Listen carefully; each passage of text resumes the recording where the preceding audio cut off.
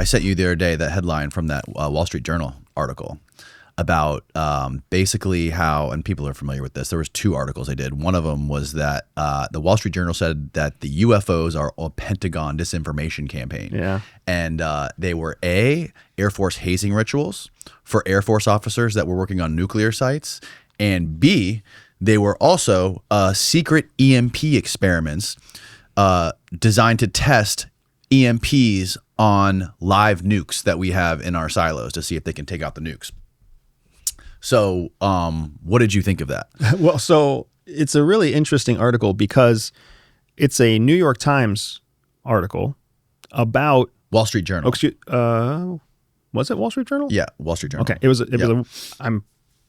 I will accept it. It was a Wall Street Journal article that was making a claim about what the DoD was doing. Steve, you can probably find it. And so that's interesting in and of itself, because who's the disinformation campaign? Is the disinformation campaign the DoD, or is there some bad info going to the Wall Street Journal? Right. Or is there nefarious intent on the part of the Wall Street Journal? So it's a classic source questioning issue. But what I focus on is the actual content, right? I served in Malmstrom Air Force Base. Exactly, which is why this is super relevant to you. Absolutely. I served in Malmstrom Air Force Base. I was a missile crew commander deputy commander in Malmstrom Air Force Base. I was a command post commander in Malmstrom Air Force Base. I spent years around these nukes. Weird shit happens all the time around nukes for lots of different reasons. But there was one specific incident when I was in Malmstrom where we had occurrence that was very, very similar to the UFO reports that you've heard from, what's his name, Salas? Yep, Robert Lieutenant Bob Salas. Yeah, Lieutenant Bob Salas. Yep. That kind of event is very, very rare and unique and kind of inexplicable. Like you can't explain how a series of nuclear weapons go off in that fashion. So something like that happened when I was in the command post. Multiple witnesses, multiple reports. We wrote the whole thing up. Now, there wasn't a light in the sky. There wasn't any of the same stuff that Salas reported, except for the systematic shutdown of missiles. Several missiles. When we filled out our report and submitted it up the chain of command, we basically got a response that said, "Thank you for submitting." The end. Which is really, really unusual. Generally, when you send a report up, you get an explanation down, especially when you're talking about operational weapon systems. Interesting. Operational weapon systems, they have to either be tampered with or flawed to have something like that happen. So one way or the other, you would need operational fixes to be put in place. So that's why you would always expect to get a report back that says you were either flawed or you were tampered with. Please take these corrective actions. But to just get a report that says thank you is strange. So for people that aren't aware, Malmstrom Air Force Base is in Montana. Is Correct. that right? Yep. And it's one of the places that silos a bunch of the Minuteman missiles that we have. Minuteman III and Minuteman II, which are the most advanced nuclear weapons that we have, are in Malmstrom Air Force Base. And how many nuclear missiles do we have there? When I was still active duty, there were 200 nuclear ICBMs. I think they shut down, and I would need to be fact-checked on this, I think they shut down one squadron, and now there are 150 nuclear ICBMs there. But what makes these ICBMs special is that these are the newest generation ICBMs. So those ICBMs carry 10 nuclear warheads each. Yeah, multiple independently targeted reentry vehicle, MIRV, a MIRV. So there was 150 with 10 warheads on each. Holy shit. Dude. Yeah. It's a giant firing range. And one of those warheads would do how much damage?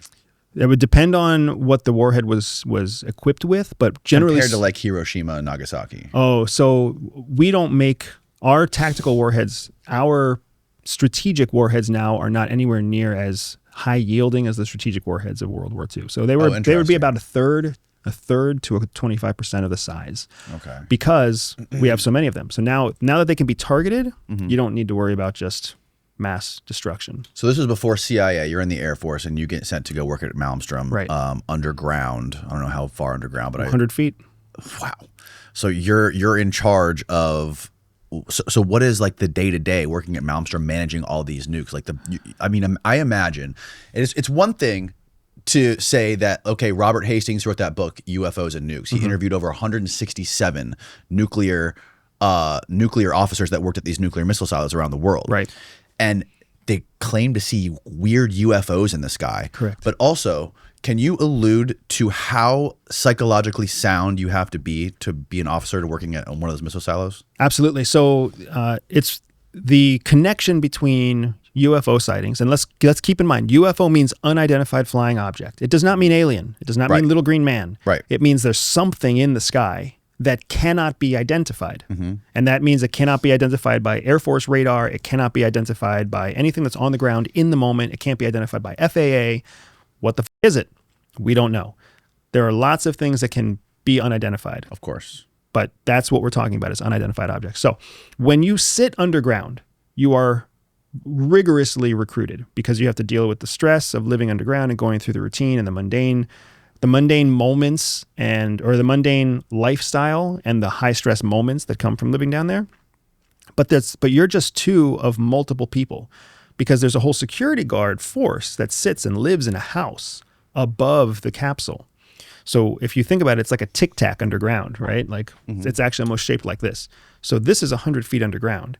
And then you have an elevator shaft that goes up to a house up on top. Inside that house, you have a cook. They're not a very good cook, but you have a cook, 5 or 7 security guards. You have the basic needs to make sure that life in the capsule is possible.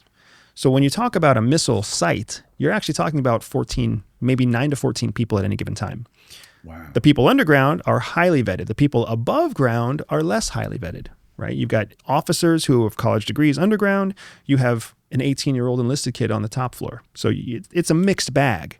Okay. But everybody carries a very high level of security clearance. These are not people who lie. These are not people who do drugs. These are not people who, fabricate.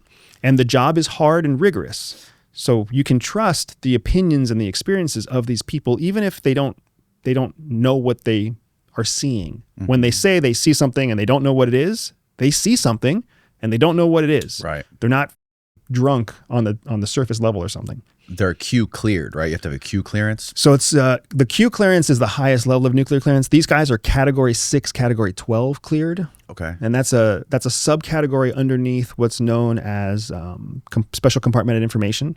So they're TS / top secret / special compartmented information, SCI / Cat 6, Cat 12. Okay. So this Wall Street Journal article about the Pentagon disinformation that fueled America's UFO mythology, one of the crazy things, which my friend Jesse Michaels did a great comprehensive review of this whole article on his YouTube channel, is that this lady, Susan Goff, was the primary source for this article. And if you look at her LinkedIn, her top thing on her resume is head of psychological operations for Booz Allen Hamilton. Like, if that's not an insane red flag, I don't know what is. Yeah. And that she would even think it was appropriate to put that on her LinkedIn profile. Right. So this is important, because what you're seeing now and what this is revealing is the weird interconnectedness between military and commercial. We have nuclear missiles. Who makes those nuclear missiles? In Malmstrom Air Force Base, Boeing makes those missiles. Oh, really? So they're just like you fly on a Boeing when you go from Texas to LA. You fly on a Boeing when you go in 30 minutes from Montana to Russia as well. No wonder they get away with whacking all those whistleblowers. So Boeing makes these things. They build them to U.S. military specs. They test them, they show them, and they maintain them. So Boeing has a shit ton of money folded into the whole project. Similarly, you've got Booz Allen Hamilton and other major contract firms who also support the federal government. So you've got this weird mix where you've got outside contracting firms that are supporting nuclear missile operations, supporting UFO investigations, supporting all sorts of priority issues that the Senate and the House agree on. So here you've got Congress saying these things are important. You've got the military saying, understood, Congress, we'll take care of it. And then they go hire contractors to do the work. And those contractors are the same ones who built the original systems that are in question. Oh my God. So it's all fucked up, but that's the way the system works. So Susan Goff head of psychological operations at Boeing. Who knows what that means, but it does make sense that Boeing would have an office of psychological operations, because anytime somebody needs some kind of psyop, the military doesn't have the capability, and they're going to hire somebody. So who are they going to hire? They're probably going to hire the prime contractor, Booz Allen Hamilton. And the thing that originally struck me with this is that information was so easy to find. Like, this was a super, it seems like a super lazy debunking job. And I thought, like, this is so stupid. It has to maybe be like a reverse psychology thing. You know? Like, it seems so silly to me, and maybe you think differently, that we would test EMPs or have the ability to, like, covertly wheel up this giant EMP to the front gates of Malmstrom Air Force Base and set it off. Yeah. And then also EMPs, I don't know for sure. I'm not an expert on EMPs, but I don't think you can set it off and, like, shut down all the nukes, and then miraculously they'll all come back online within 10 minutes. Right. So there's a couple things that are being confused. And I don't know if they're confused in the documentation, or if they're confused by the Wall Street Journal, or if they're confused in some other way. The equipment that goes into the capsule underground, that equipment is shielded against EMP, because an EMP creates permanent damage. When an EMP goes off, it destroys all of the electrical components that go into transiting electricity across, like a motherboard or a chip. So they create permanent damage. So you don't want to set off an EMP around your nuclear weapons, because yes, they're shielded, but do you really want to test to see if they're shielded? Because you could take them offline forever. You could make it so that you have to, like, replace the motherboard of a nuclear launch control capsule that controls 10 nuclear warheads. You lose control of all 10 of those warheads. Right. So the EMP theory it's highly unlikely that you would test an EMP near operational weapons, especially since it's a commercial product. Boeing created the whole thing.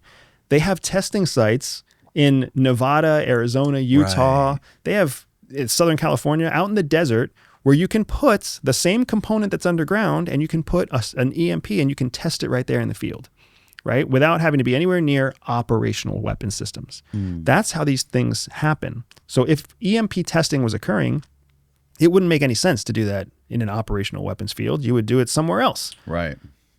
So EMP testing did happen. Almost guaranteed it did happen. But why would it happen there? So I don't know if someone's confused, or if it's disinformation is an interesting word that the Wall Street Journal uses here, because it has a very specific meaning.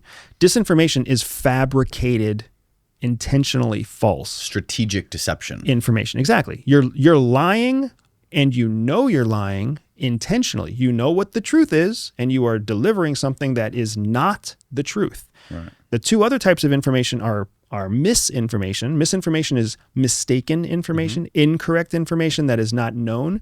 So in that case, you don't know what the truth is, but you say you do, right? That's mistaken information. That's misinformation. And then there's a third category called malinformation, malicious information.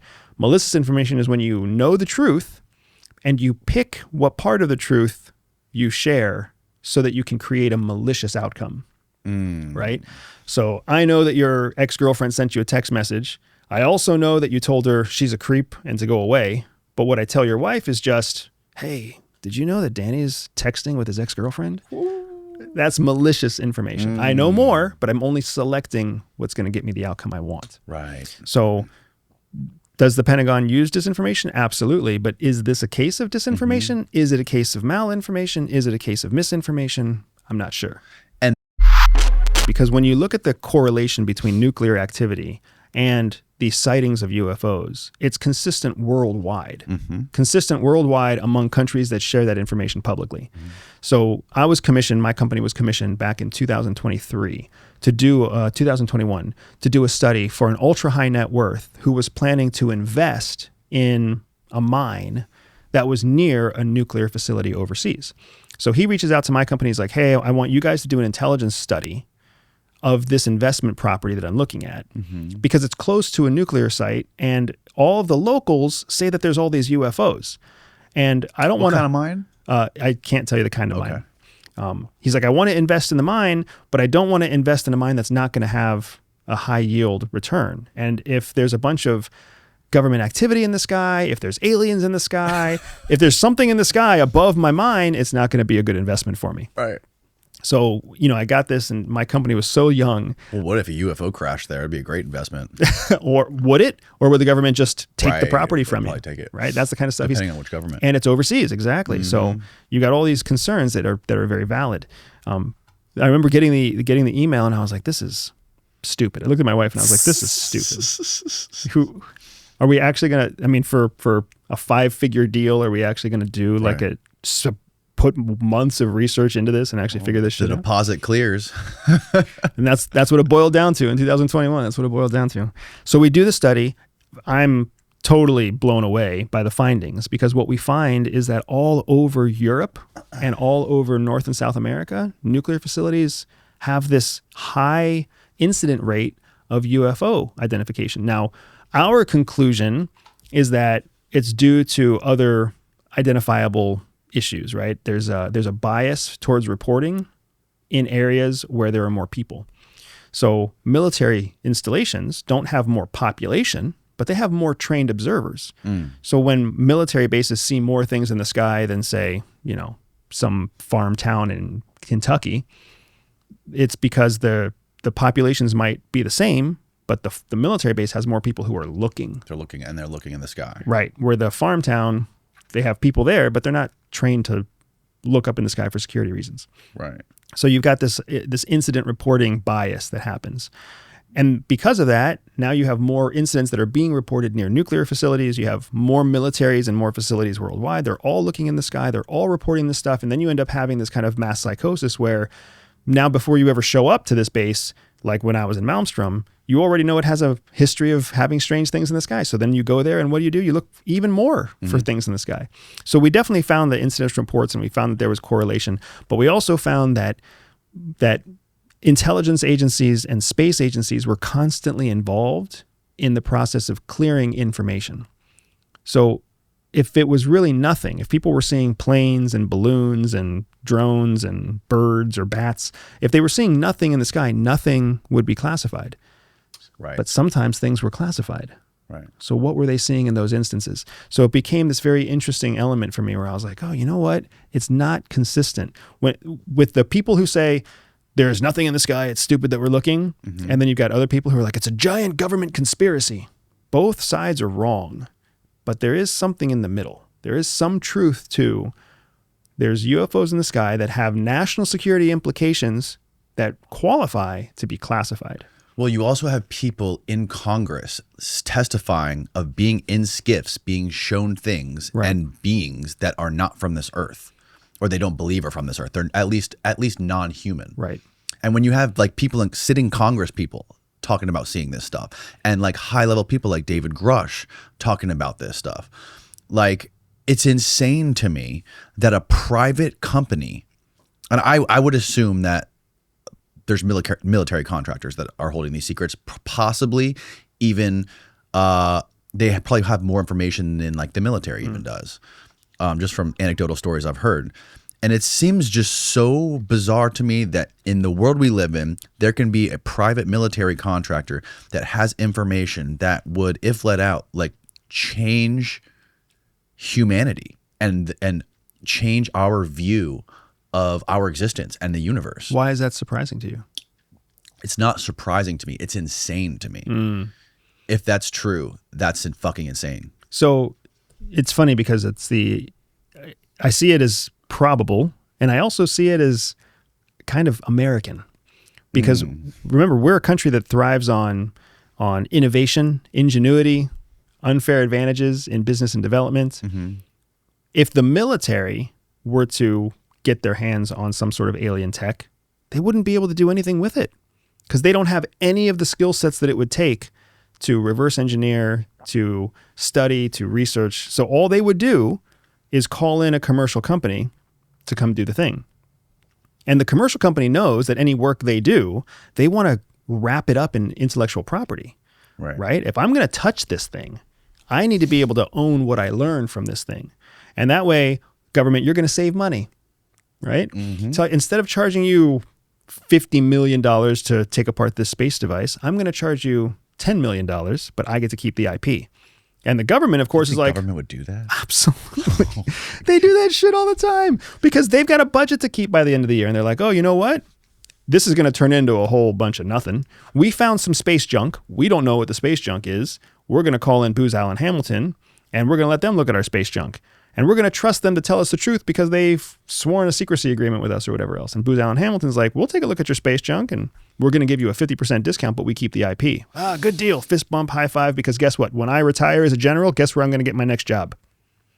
Booz Allen Hamilton. Wow, man. So after seeing an article like that, and knowing what you know, spending all that time at Malmstrom, like what do you make of that? Like why would the Wall Street Journal want to publish something like that? And then Jesse points out in his video, there was a White House staffer, somebody who was in the White House staff, that tried to like create an op-ed, right? Pointing that like there is something here. This is not correct or whatever. And they decided to push it to the side and ignore it. Yeah. So I don't know what drives the Wall Street Journal. I don't know what drives them to deem something journalistically sound. I don't know what drives them to deem something newsworthy. There's usually a criteria that has to be met when you're talking about professional journalism. An op-ed is not professional journalism. It's an opinion. Mm-hmm. And it's an opinion in editorial format, which means that any editor can choose to let or block the actual opinion from getting into the newspaper. So we have to recognize that because it shows how cultivated our news is. Your news is not truth. Your news is cultivated selection of information to sell newspapers and to sell advertising. So that's what we're seeing with the Wall Street Journal, without a doubt, is that the idea of sharing this opinion of a White House staffer who worked collaboratively with another researcher, they wanted to block that story, but they want to release a story like this. So what are the politics? What is the purpose? Why are you shaping the information the way you're shaping it, Wall Street Journal? And that's what I don't know. Right. What about when it comes to surviving a thermonuclear war? If there's a global thermonuclear war, you're not it's going to be miserable to survive. There's there's no place. If it's a global war, we're all done. Well, it would have clouds to be a are going to be global terrible. war. If one nuke gets shot, they all get shot, right? Not necessarily. I know that's what people out there say. Mm-hmm. That's what I saw your interview with Annie Jacobson. Correct. That was amazing. And Annie and I disagree on this. We disagree on this, and we have context where we agree on this. And Annie is a fantastic person in general, and then a fantastic person to talk to about this too. Strategic nuclear weapons are essentially you shoot one and everybody's going to launch. That's the policy. Whether or not people will actually execute on the policy is a different story. It's called launch on warning, right? Or like response. Launch response. Like the idea, as far as I understand it, is if our satellites detect a rocket being launched in Pyongyang, we have to make a decision within like minutes to empty our Minutemen missiles because they're stationary, like they're vulnerable there. So it's use it or lose it. Correct. And everything you just laid out is correct. We have to find a way to make that decision. We only have a few minutes to make that decision. Our destruction is guaranteed. It's just a matter of whether or not we're willing to commit to someone else's destruction in the process. And for me, that's a big variable in the process. And let's also, as ridiculous as this might sound, if you were Pyongyang, if you were Russia, if you were China, and if you were going to engage in thermonuclear war against the United States, it's suicide. 5 minutes before you launch your missile, you try to assassinate the president. Because guess who's the only person that can launch the missiles? The president.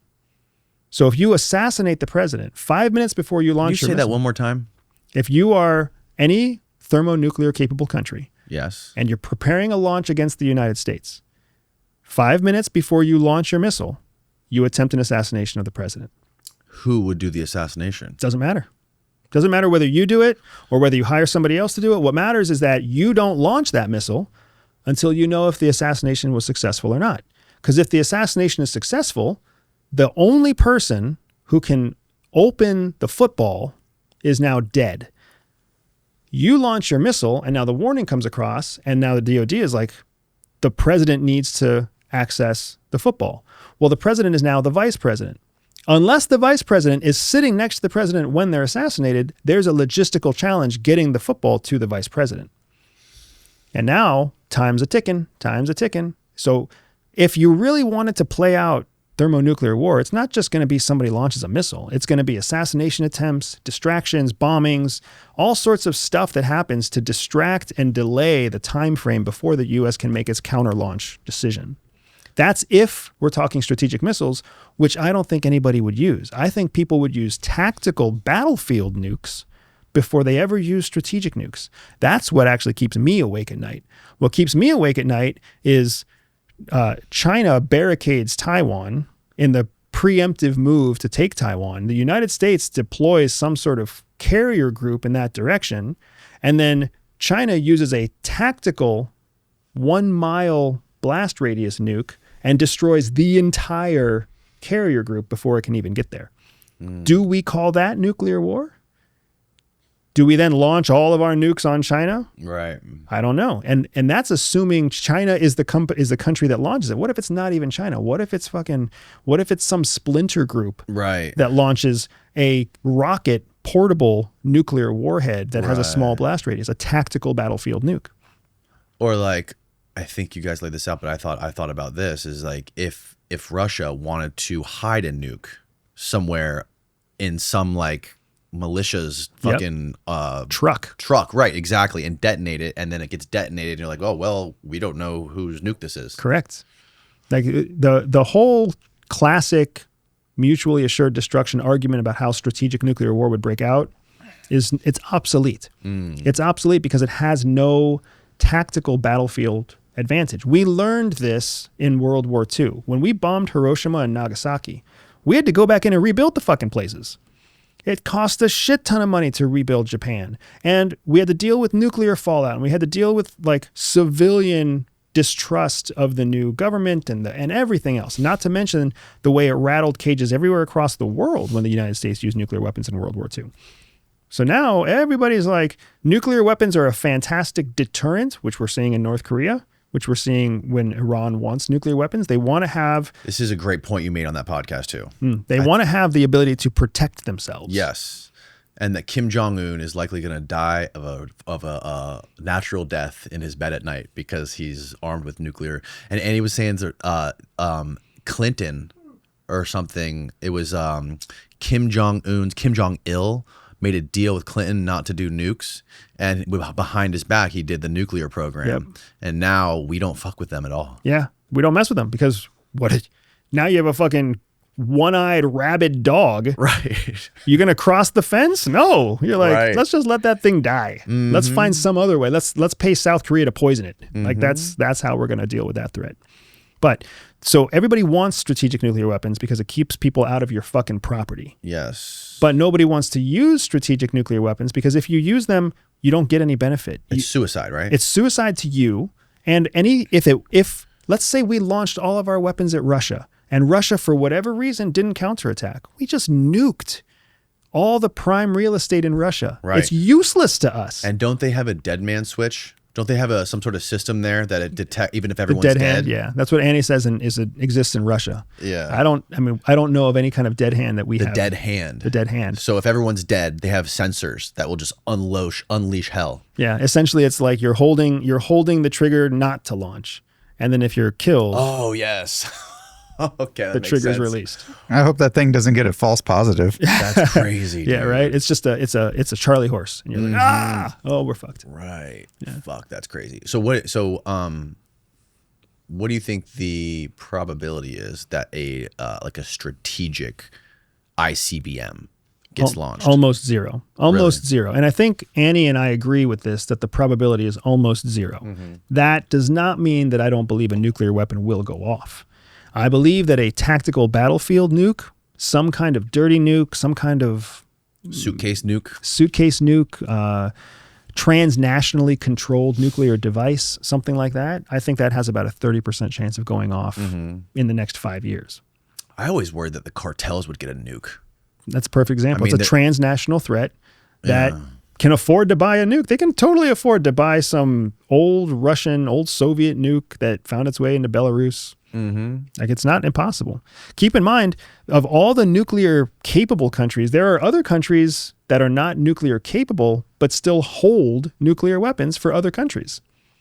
Really? Yeah. They're like little fucking nuclear closets in other countries. And they hold the nukes usually for us, but they also hold them for Russia. So now if you're trying to get your hand on a Russian nuke, you could buy it on the black market. You could work through a weapons dealer directly in Russia. You could try to find some old nuke that has been decommissioned, steal it, buy it, whatever else. Or you could steal it from a third country that's supposed to be controlling nuclear weapons for Russia. Well, cartels were buying submarines and shit when the Soviet Union collapsed. They were buying Soviet subs. I mean, who's to say they didn't buy a fucking nuke from them? Absolutely. North Korea, if North Korea has a nuke that weighs less than 500 pounds, which they probably do, a warhead that weighs less than 500 pounds, they would sell it to anybody. They would for sure sell it to somebody who doesn't like the U.S. government, like a cartel. Now, North Korea, as far as I understand it, is their submarines are like way below our standard. Like they don't have nuclear powered submarines. I think they only have diesel powered submarines. Okay. So I guess they can't get around like the countries that really have the what do they call it? The handmaidens of the apocalypse, the submarines. And when you see all the traffic of all the nuclear subs around the world, it's freaky, dude. Like they're literally circling both coasts of America and like Central America and South America, and all of these nuclear subs are just loaded with MIRVed rockets. Yeah. And it's just crazy to me, the idea that these things are patrolling the oceans at all times. And it's like every single country has a gun pointed. We all have guns pointed at each other's heads. We don't at all times. And this is what's important. We don't all have that. If you're an American citizen, you have that. There's always a gun pointed at your head if you're an American citizen, right? Especially if you're living in the United States, always a gun pointed at your head because the United States is the threat. Right. When you're a U.S. citizen and you're living in Azerbaijan, nobody cares about Azerbaijan. Armenia cares about Azerbaijan, and that's pretty much it. Right. You're a U.S. citizen, so when you come into the country, people know that you're there, and they're going to assume that you have wealth, and you could be targeted for petty crime. But there's no national country trying to assassinate you in Azerbaijan, especially not if you're just a random digital nomad living in Azerbaijan. And if you go down to Costa Rica, nobody's pointing submarines at Costa Rica. It's a waste of resources to point submarines at Costa Rica. It's not a waste of resources to point at the United States. So every major country that has a beef with the U.S. are all targeting the U.S. at all times, targeting our cyber structure, our water, our infrastructure, our electrical grid, targeting us with cruise missiles, with nukes, with submarines, with satellites, with space-based resources. We're always being targeted, right? That's not something to be afraid of, but it's something to be aware of because guess what? You're not being told in the headlines every day how dangerously close you are to being killed. We just assume that we're safe all the time. There's no reason to assume that we're safe all the time. Yeah, and another thing Annie talks about is the interceptor system that we have, which is we have 44 interceptor missiles that each have a 40% accuracy, which is like shooting a bullet out of the sky with another bullet. Yeah. So a great example of this was when Iran launched rockets against the base in, was it Djibouti? Was it recently? Yeah, after Trump bombed Iran. Yep. Iran had a counterstrike. Dude, those videos were insane. Weren't they? They were hypersonic missiles. It's like they were going like like that out of the sky. Yeah. So I don't know if they were hypersonic. We can look that up. But what's interesting, the reason I bring it up.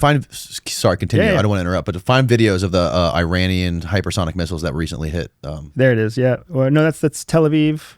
So Tel Aviv deals with hypersonic missiles. Okay. But when Iran launched its counterstrike against the American military base, the reason I bring this up is because Iran told the U.S., we're going to launch rockets. We're going to launch whatever it was, 180 rockets or 80 rockets or whatever. We're going to launch rockets against your military base, which gave the United States a chance to say, hey, perfect.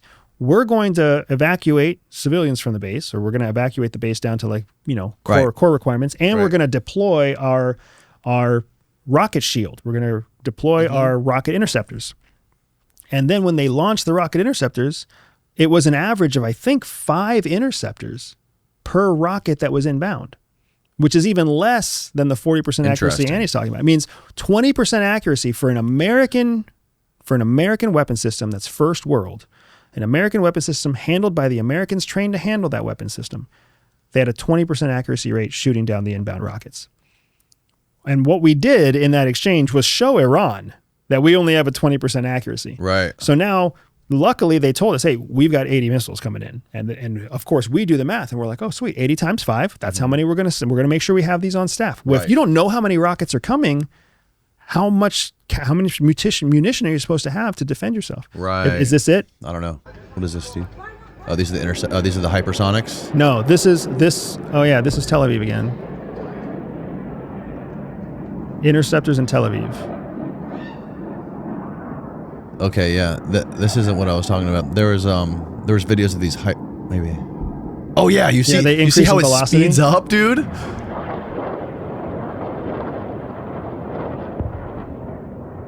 What a fucking crazy thing. Could you imagine? Yeah. No. Exactly. And I hope we never have to live it. But to your exact point, we're not that far from this in the United States. It's not happened yet, but if it were to happen, it could happen overnight. It's not like it would take 6 weeks for people to start launching missiles at us. They could do it from a submarine off the coast in the next 5 minutes, if they chose to. There's a country in there that you can't name, and you called it Falcon. Right. Can I guess what Falcon is? Absolutely. You're expected to guess. I would not show up here without expecting you to guess. Good guess. Every guess is a good guess, so I'll say good guess. So, can you lay out for people or give like a brief summary of like what happened and how you got into working in that country, and then what specifically you and your wife were doing, because you guys got teamed up? Correct. Yeah. So, I mean, I'll start really brief, and I'll let you ask whatever questions you want. But in essence, my wife was very, very successful at CIA. She was a shit hot officer. That's just like I told you here at the end. When she gets involved, shit happens. I was a fucking shit show at CIA, which is what's hilarious to me about all these people who accuse me of all sorts of stuff online. Like they've never heard the truth. The truth is I was a horrible CIA officer. I didn't play by the rules. I pissed people off. Like I was not cut out for military or CIA. Because I wasn't good, quote unquote, good at following instructions, I got all the shit jobs. So I was out there talking to extremists and pedophiles and, weapons smugglers. Like I was doing shitty operations that your really successful people weren't doing. My wife was doing all the really important operations. So we meet at CIA, we fall in love and we start to date. And now we're approaching marriage. And at the same time that we're getting ready to get married, CIA identifies they have a mole inside the agency, a mole that they've never disclosed to the public, a mole that was advised to them not even by their own internal group. An allied country sent us a message that said, hey, we have intel. That you have a mole. That you have a problem. Where was the mole specifically? Inside CIA, inside one of CIA's most sensitive intelligence collection we call houses. Was this an officer out in the field, or was this somebody like in Langley? They didn't know at the time. They didn't know if it was a person in Langley or a person in the field, but what they knew is that the person was highly connected because they were able to get information that was of like leadership plans and intentions. It was a high-placed asset, high-placed mole. And this is not the person you're talking about in the beginning of the book who ends up getting a private contracting job for a bank. That is the same person. Recruited. Okay, that is the person. So every case in CIA is encrypted, and we have a specific way that we encrypt. I wanted to tell everybody what that specific way was that we encrypt assets, but of course CIA wouldn't let me. So we use code names in the book to kind of give you a sense of that. So the code name for the mole is Scimitar. Scimitar is identified. CIA learns of Scimitar from an allied power that says, hey, you have a problem. You have an asset. You have a mole inside your agency, meaning a sworn U.S. intelligence officer is giving secrets to a foreign country. And the foreign country is Falcon, and Falcon is one of our largest, most strategic adversaries. You've made your guess. Other people have made other guesses. One of our largest, most strategic. Yes. So CIA has a problem. CIA needs to fix this problem, but the problem is magnified because how are you going to fight this mole? You don't know who the mole is. Can I ask you one quick yes or no question? Yeah. Does Falcon have nuclear weapons? Yes. Okay. There's a lot of nuclear weapons out there, but There's a lot. We'll but it keep narrows it down. So CIA has to find a mole in Falcon House, which means they don't know who the mole is, but they know the mole is in Falcon House, so they can't trust anybody in Falcon House. So when they go to build new operations, they can't look inside their own most talented division. They have to look outside of the division, and they have to look for people who have no reason to have ever been connected to any high-stakes operations. And that's how they find my dumbass, right? Chasing files and gun runners. Mm-hmm. And they find my wife, who's doing super sexy stuff in a completely different part of the agency. So they find the two of us, and they bring us in, and they're like, we need the two of you who are about to get married. Mm-hmm. We need you to build new operations. It was because we were not part of Falcon House. Therefore, there was a very low likelihood we were connected to the mole. There was almost no likelihood that we were the mole. So we were trustworthy because we were outsiders. Interesting. And you talk about using like Al-Qaeda style tactics. Can you Correct. explain that? Yeah. So CIA followed one very specific, what we call modus operandi, MO, for intelligence collection. And it's been the same MO since the Cold War. Basically, you send people in to a country, they make friends, and they steal secrets. And then all of those secrets go through a big bureaucratic funnel all the way to the top of the agency, where they're then added to the president's daily brief and briefed to the president. You know as much intelligence as you have a need to know. But as you go up the chain of command, the people at the top of the chain of command have the most need to know. So they have the full picture. So they have the full picture. So the higher you get in leadership, the more vulnerable all the operations of CIA are, because if you become a mole, you have access to everything. So Falcon House, who was under significant pressure because they had a mole, they had a penetration, they were having problems with operations. They were like, we have to find a way to fix this. So when they called us in, they were like, we need you, Andy and Jihi, we need you guys to create a new method of operating that controls the flow of information so that we can still give the president intelligence, but we can also protect the sources and methods that we use to get that intelligence. That's like an impossible task. We learned in our training program the same way everybody else learned. Like you can't teach somebody algebra and then say, we need you to find a new way of doing algebra. I can't even conceptualize it, right? So when they sent us on this operation, my wife and I were sitting together. We were like, how the f are we going to do this thing? Like, I assumed we were sent on an operation just destined to fail. Like, there's no way we're going to succeed. I'm already a f up. Now they're just ruining your career too. Yeah. But my wife was like, no, they must have sent us for a reason. We must be smart enough. We must be good enough. And so there were lots of fights over dinner where I was like, we're just here to waste our time. And she was like, no, we're here to make a difference. And then it struck her. She was like, you know what we could do? We could just copy terrorist operations and use them for CIA collection, because the United States had been fighting a global war on terror for the last 10 years. Right. Nobody else was fighting a war on terror. Russia wasn't, Iran wasn't, North Korea wasn't, China wasn't, nobody. So what we had learned from Al-Qaeda was basically our intellectual property. Nobody else had learned anything about how they operated. So we could mimic terrorist cell activity and essentially be a brand new threat to all of our enemies. And what about like transferring information?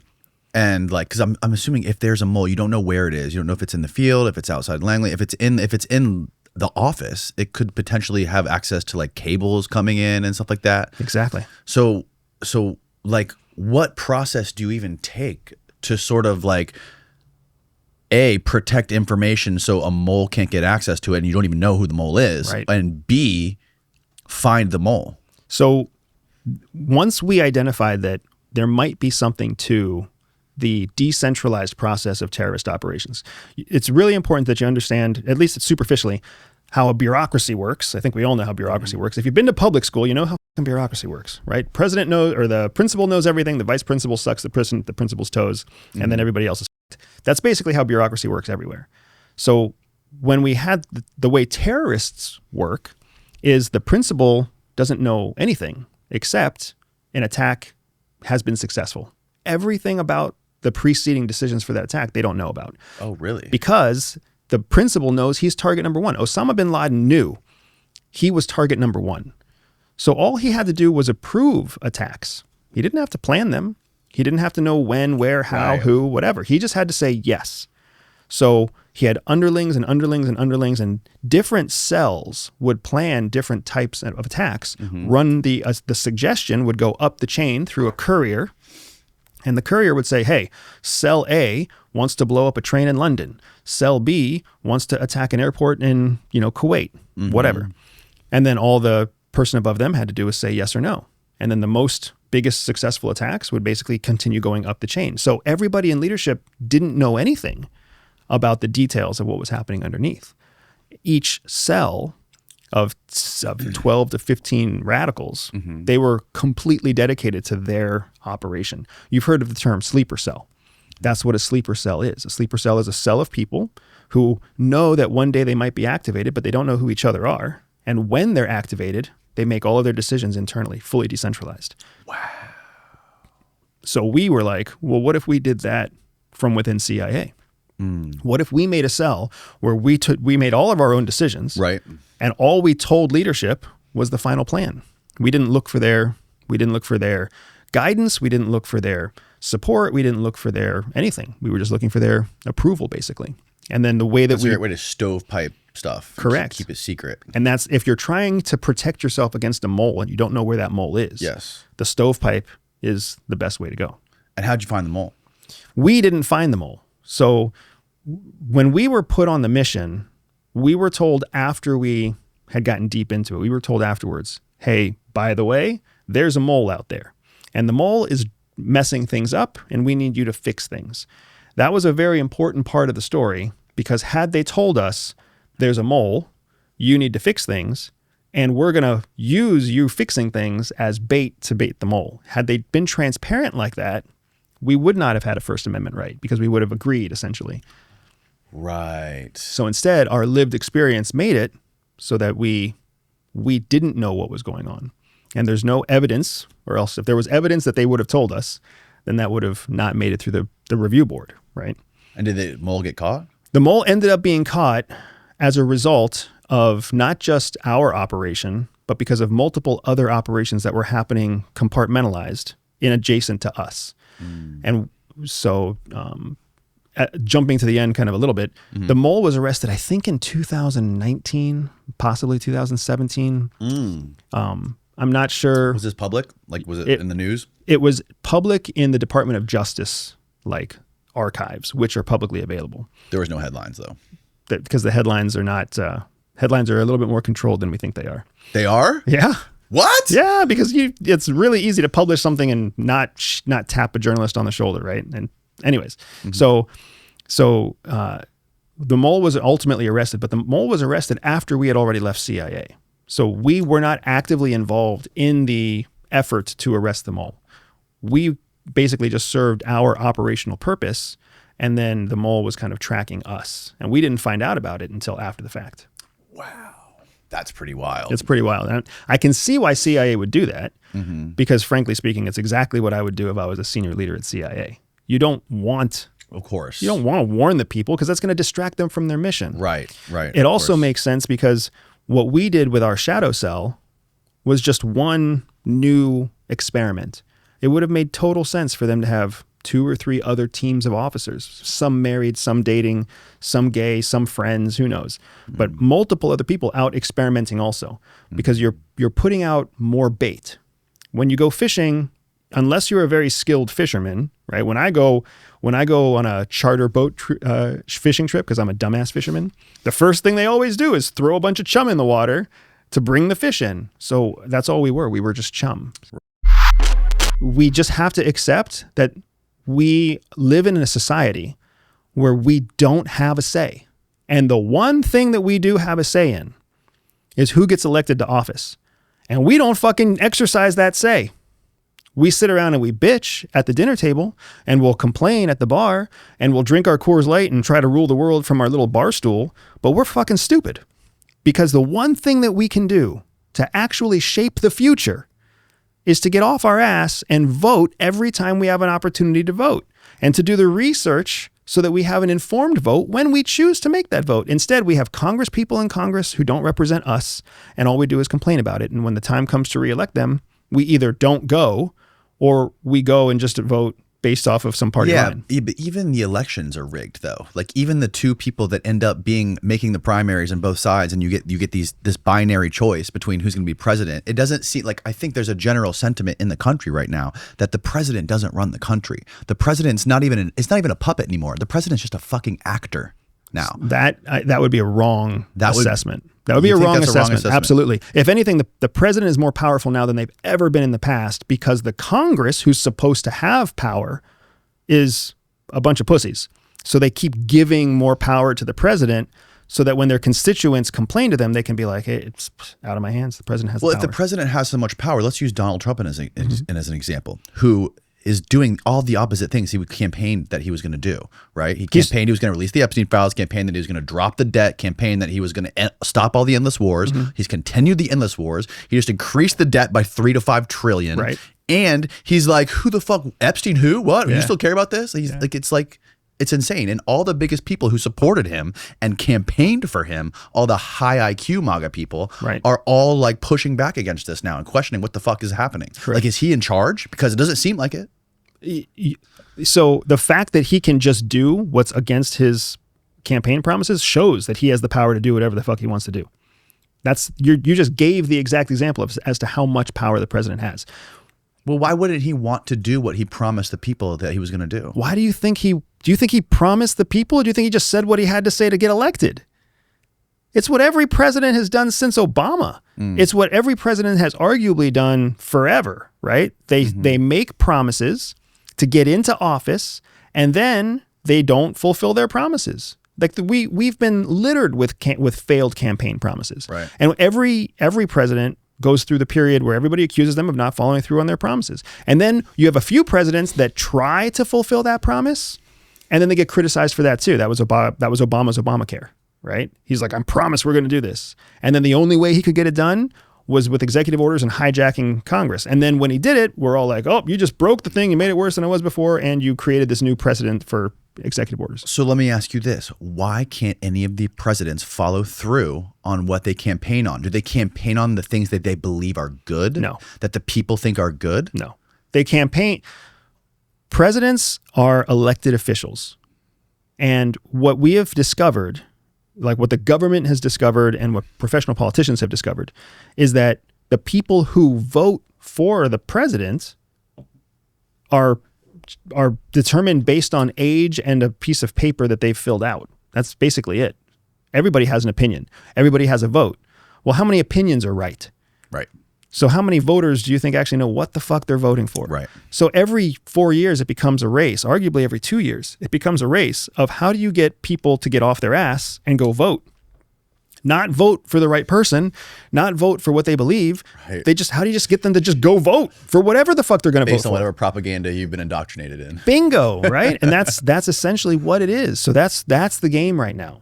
Donald Trump is a marketing master.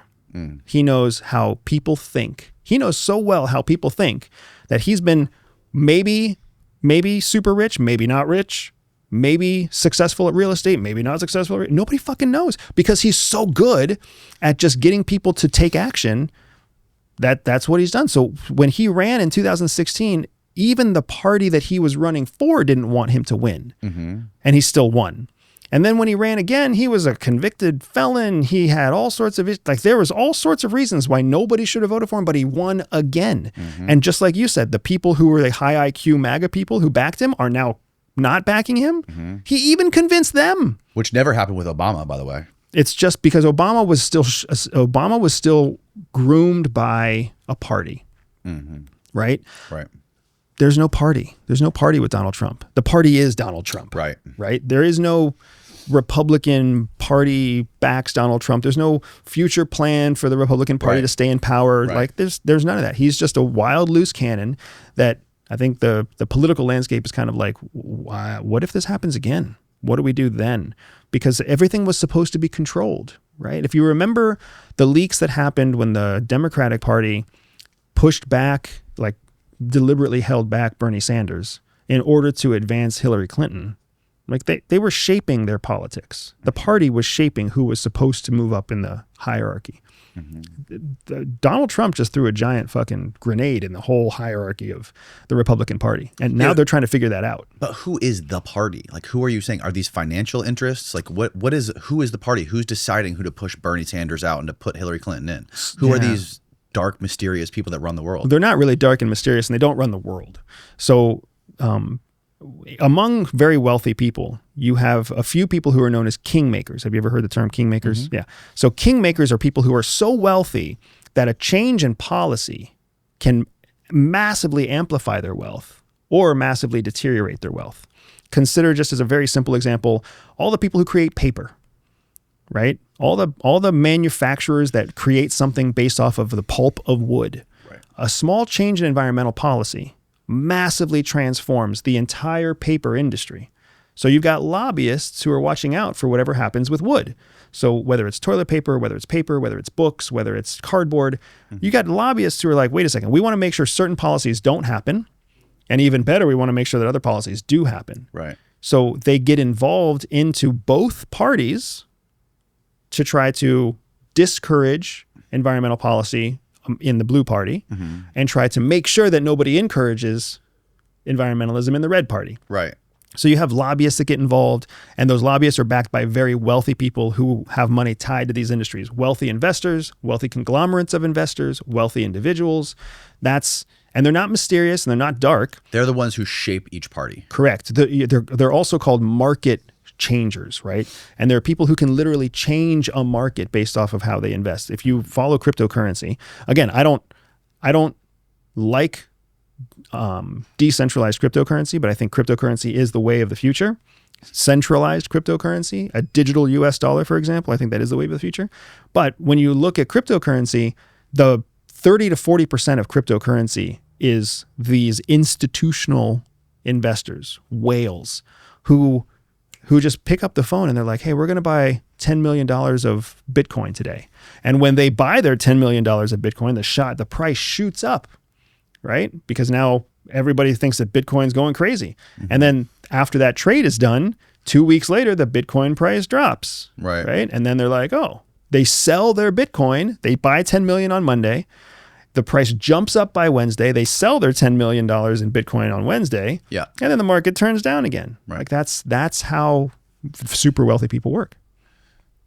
So if the government, the United States government, is what really matters and what America really is, right, and the people should sit back and suck on their thumbs and let the American empire do what it does, you're also making the argument that it's all run on capitalism and lobbying and industries and things like this. And it doesn't seem like it's a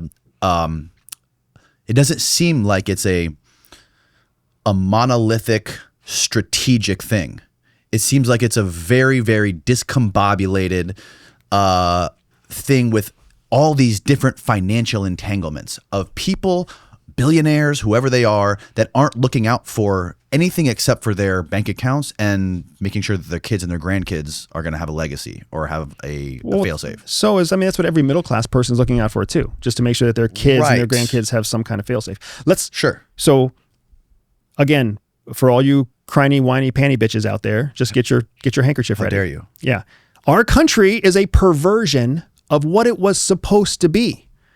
What our founding fathers created here is a far cry from what we have become, right? And I'm not talking about the white landowning male. That's an oversimplification bullshit. What the founding fathers wanted was a country where you would own property, and by owning property, be invested in the future of the country. And only then would you have a vote in what happens to that country. Right. So if you didn't own land, you were fucked. You were supposed to be a worker bee. And your whole goal would be to work your ass off so that you could own a little bit of land. And then by owning that land, show that you are invested in the future of the land that you have. And then you would gain the right to have a say in what the future of our country is. We've perverted that to the place now where all you have to do is breathe for 18 years and you get to have a say in what the future of our country is. Right. You're not How many fucking people have a vote and they don't even want to live here? Right. They're like, oh, you know what I really want to do is I want to go live in Costa Rica off of $14,000 a year. And it's so unfair that my company in California won't pay me to live remotely in Costa Rica. No, you don't have a say. You're obviously not invested in the future of our country, right? You're invested in your own personal future, and you're trying to capitalize off of the few people that actually are heavily invested in the success of the nation. So are there any people who aren't these oligarchic, capitalistic companies that are trying to lobby for things to go their way? Is there anyone who sits above them that says, let's make sure everything stays on the up and up. Let's make sure this country doesn't fall apart. Let's make sure. No, there's not. And I think that what we're seeing right now, and for anybody who's trying to anticipate what comes next, you're seeing that there isn't anybody watching out for the actual welfare of the country, because all the people that the forefathers assigned that responsibility to, right? Another perfect example. The forefathers thought that you should be a successful business person before you spent a short period of time as a public servant serving in the Congress. And then you would take a pay cut to work in the Congress so that you would go back to being a productive member of society. We have perverted that process to now you can be a professional politician, Right. where you don't ever have success outside of politics. And all you do is spend 20 or 30 years in Congress doing dick all, getting paid what you think you should be paid, because guess who passes the laws about how much congressmen get paid? Congress. So we've completely perverted our system. So as a result, if you look at that over the course of almost 300 years that we've been alive, we've gone from what was a solid theory to this perversion where now everybody who's supposed to be watching out for the future of the country is really only watching out for their own success for the current election cycle, whether that's a president or a senator or a congressman or a school board member or a mayor or a governor. They're not trying to make a better future for America. They all say it, but that's not what they're actually trying to do. Once they say it to get the office, and then once they're actually in the office, they're thinking, how am I going to make it through retirement? What do I need to do to make sure that I can get the next better job? The next quarter. We got to make sure the stocks are up the next quarter. We have to beat our revenue goal. Because I need to have something to campaign on again in 2 years. And I want to be able to campaign on a winning government. I want to be able to campaign on lowering the base rate for interest rates. I want to be able to talk I want to take credit for the boom in the economy. I want to talk about how more houses were sold. I want to hide how less jobs were created. That's where we live right now. It's a shitty place to live, but it's where we live right now. And it's not going to get better. It's just not going to get better if we keep thinking that politicians are going to fix it. Because even if they are well-meaning, which if they are well-meaning, they will never make it to office because they'll get chewed or weeded out before that. So then the people who are actually conniving enough to get to the final race, when they take office, they're going to be incentivized the same way every other president and every congressman is incentivized now. I want to propose a different theory for Epstein that someone shared with me that made just a ton of sense.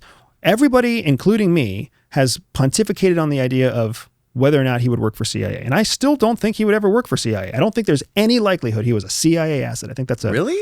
It's a silly. Well, then why would Alex Acosta say that he was told to back off because he was told he was part of intelligence? So Assad? So hear me out now. Intelligence isn't CIA. CIA is one of 36 intelligence agencies. Okay. In just the United States, right?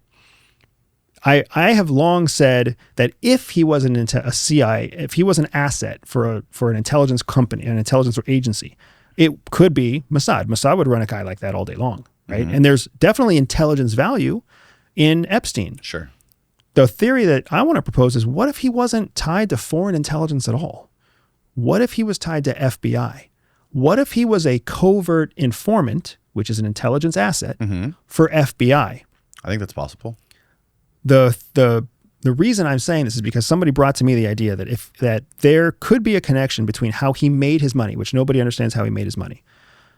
But we all know that he was involved in the efforts to help other people hide their money in overseas bank accounts. So if he's helping people hide their money, he's already engaging in illegal activity. That makes him a prime target for FBI.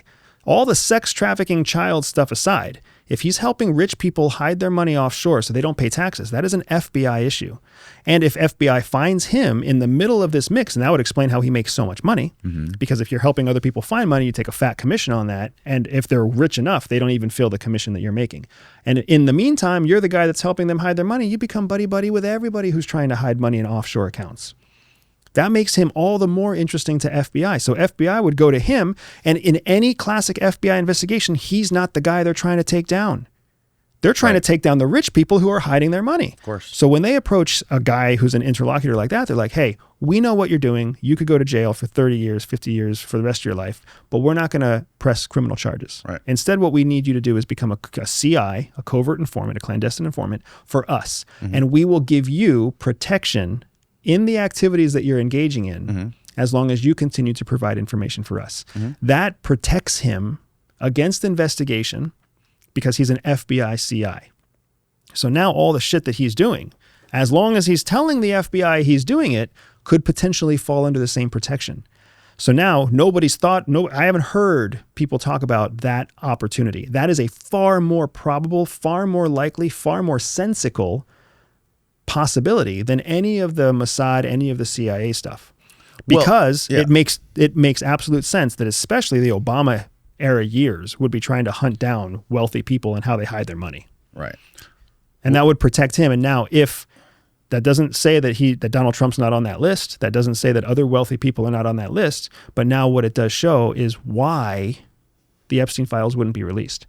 Because they may legally not be able to be released because he was a covert informant and he is protected by certain laws because he was giving information to the FBI.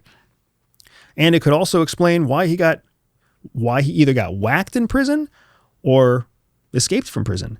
Because if he was a covert informant for FBI, it'd be easy to whack him inside prison because nobody likes a rat. It would also be easy for someone to go in and exfil him from prison in 1 minute because it's the FBI and they already have a whole structure for how you take a protected witness and keep them safe. That, to me, when I heard that, it made a shit ton more sense to me than any other theory that's been out there. I think the FBI thing does make a lot of sense. And I think it makes sense, especially when you have Alex Acosta saying that he got information that he was part of intelligence. Because Alex Acosta would not get information that he was part of Mossad intelligence. He would have no fucking clue about that. I think it's most likely that he was a double agent. He was working with, I think he was probably recruited when he was at the Dalton School, who the head of that school was Donald Barr, Bill Barr's dad, who was CIA and recruited a lot of people at that school to be in the CIA. So I think there's a huge connection there. I think it's impossible that there was no connection between Donald Barr and Epstein getting into the world that he got into. And then I think it was in the late 80s that he got introduced to Ghislaine's dad, Robert Maxwell, who was like a triple agent, right? He was a MI6, then he was recruited by the FSB, then he was recruited by the FSB and then Mossad. So he was working for all three. And, him introducing his daughter to Epstein, and then Epstein, with the cameras that were in all the victims explain how there was like giant rooms filled with monitors because every room and bathroom was wired with cameras. And do you agree that he was getting blackmail on people? I don't know how he was using the information. If you were to guess that if he had all of his cameras, all of his rooms wired up with cameras and had underage girls there with politicians and presidents, do you think that there's a high possibility that it was blackmail? Here's the problem with the blackmail thing in my perspective is, if you're a politician, why would you go into a room with an underage girl and a camera in it at all? Well, they wouldn't know there was cameras. So then how do the witnesses know that there were cameras everywhere? Because they were living there. Okay. Like one of the girls who was running his office in Manhattan, who was there every single day with a bunch of other girls, and she was the one who testified. I think it was in a lawsuit where she actually said, and this was also in the New York Times, that she said Trump was there every week. And one time he actually came through and he was like looking at her, licking his lips. And Epstein said to her, she's not for you, or said to Trump, like, she's not for you. Keep moving, buddy. She was there every day. And she explained how she saw the inside of it and there was cameras everywhere.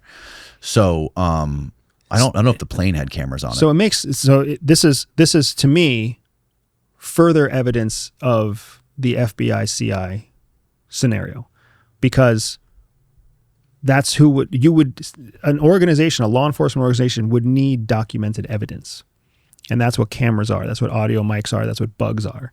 And if they're hidden cameras everywhere, it's interesting because if it was blackmail, then Epstein would have already known that he couldn't use any of the evidence that he collected in court because it wouldn't have been acknowledged. It wouldn't have been evidence. And that's my point. That's my point with this whole Epstein files thing. Like if it was blackmail and he was an Israeli access agent, Israel would never let anybody else get a hold of that blackmail because then it's useless. Then you risk somebody else using your nuclear weapon. Correct. And then that nuclear weapon is worthless to you. Right.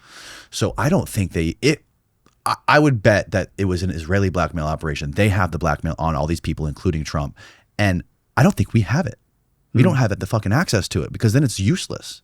Yeah, it's an interesting point. Again, we're all left guessing because we don't know. Right. The takeaway for me is that whatever's on those files is not appropriate for public release. Right. That's in and of itself, to me, that tells me all I need to know. Right. It tells me that the government knows what's on those files and they're not going to release them to the public because in some way, shape, or form, it causes national security risk to the current government. That means it's not kosher. Whatever's on there has to be classified. Right. That's a big deal. And he was not acting like himself whenever he was, and he's calling it a Democrat hoax. Like, it's insane. It's like you can see, like, he's great at reading the room, Donald Trump, on any issue. He knows how he can take the temperature of his base. He can figure out what they want. He knows how to signal to them. He knows how to talk to them. He knows how to schmooze.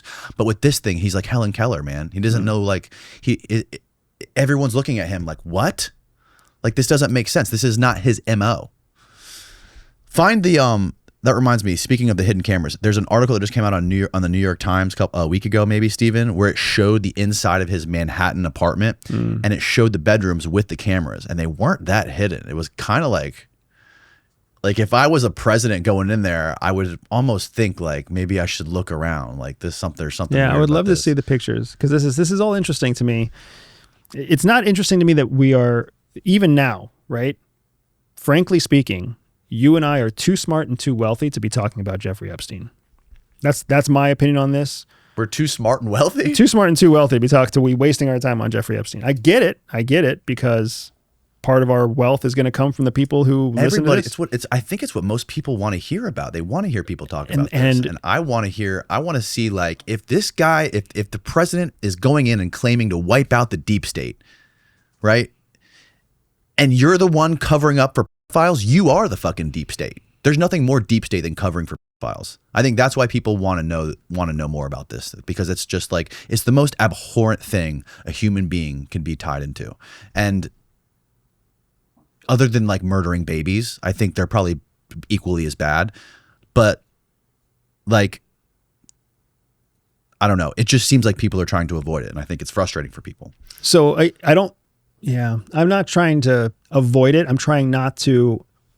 We have kicked this horse to death. Yes. There's nothing else that's going to come. Right. So why are we talking about this? If you want to talk about something that's relevant to this, talk about how the files aren't being released. Just stop talking about what's on the files. Stop theorizing about Epstein and start theorizing about why isn't the government releasing this?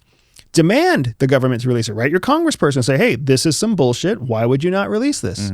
At least give us additional information that justifies why you're not releasing it. Are you not releasing it because it would cause public panic? Are you not releasing it because there was some sort of protected investigation that was in the middle of this? Are you not investigating this because there's a foreign connection? At least give us something to show us that you serve the public and not that you serve yourself. Right.